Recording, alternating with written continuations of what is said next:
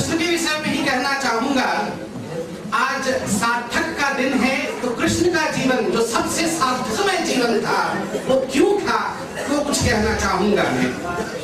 जीवन बहुमूल्य है, जीवन बहुमूल्य है। जिस जीवन का अर्थ है वो सार्थक, और जिस जीवन में अर्थ नहीं वो व्यर्थ निरर्थक है। इस पूरे जीवन में, इस पूरे इतिहास में यदि सबसे सार्थक जीवन किसी का था तो हमारे भगवान श्री कृष्ण का था। ऐसे कौन से दो गुण हैं जिनके कारण कृष्ण सबसे सार्थक पुरुष थे? कौन से दो गुण हैं? प्रथम गुण, वो क्षणवादी थे, क्षणवादी। वो क्षण में जीते थे। हम समयवादी है, हम समय में जीते हैं। क्षण और समय में फर्क है। फर्क क्या है? समय में विस्तार है, विस्तार। समय में विस्तार है, गंभीरता या गहराई नहीं है। और क्षण में गंभीरता या गहराई है, विस्तार नहीं है। क्षण में डूब सकते हैं, समय में तैरना है। डूब नहीं सकते हम समय में। और कृष्ण हमेशा डूबा रहता था, मदहोश रहता था। वो जब बंसुरी बजाता था तो केवल बंसुरी बजाता था, बाकी सब भूल जाता था।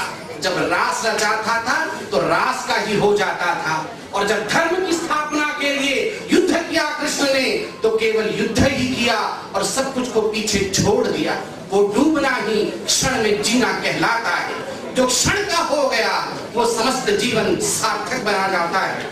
हम केवल समय में तैरते रह जाते हैं, इसलिए हमारा जीवन सार्थक नहीं रह पाता। दूसरा कारण जो कृष्ण के जीवन को बहुमूल्य बनाता है, मधुरता। जिस जीवन में माधुर्य है, जिस जीवन में मधुरता है, उसका जीवन बहुमूल्य है, उसका जीवन सार्थक है। वेदों ने कहा है कृष्ण के लिए, मधुराधिपते रखिलं मधुरं।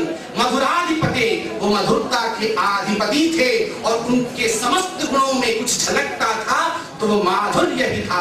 मधुराधिपते रखिलं मधुरं, नयनं मधुरं, अधरं मधुरं, कर्णं मधुरं, चरितं मधुरं, बदनं मधुरं, लोपा मधुरं, गोपा मधुरं, बंसी मधुरं, जमुना मधुरं, गौवा मधुरं। सब कुछ मधुर था उनका, और हम आज मधुरता को खोते जा रहे हैं। यदि हमें कृष्ण बनना है कृष्ण की भूमि में, तो समस्त जीवन में मधुरता घोल के रख दो, सार्थकता अपने आप ही आ जाए।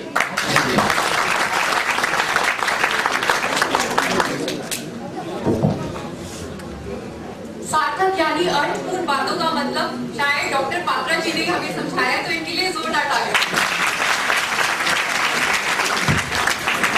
मैं श्री पात्रा जी के सम्मान के लिए श्री विमल शाह जी को बुलाना चाहूँगा, जो रत्नाकर के एग्जीक्यूटिव कमेटी के मेंबर हैं। वो इनका सम्मान करें।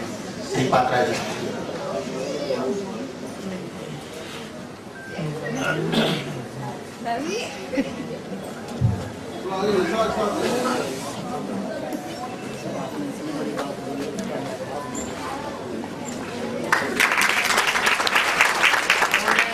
इन्होंने जो कृष्ण भगवान के बारे में बात बताई है, हमें को एक प्रेरणा लेनी चाहिए कि कम से कम जीवन में माधुर्य जरूर लाना चाहिए।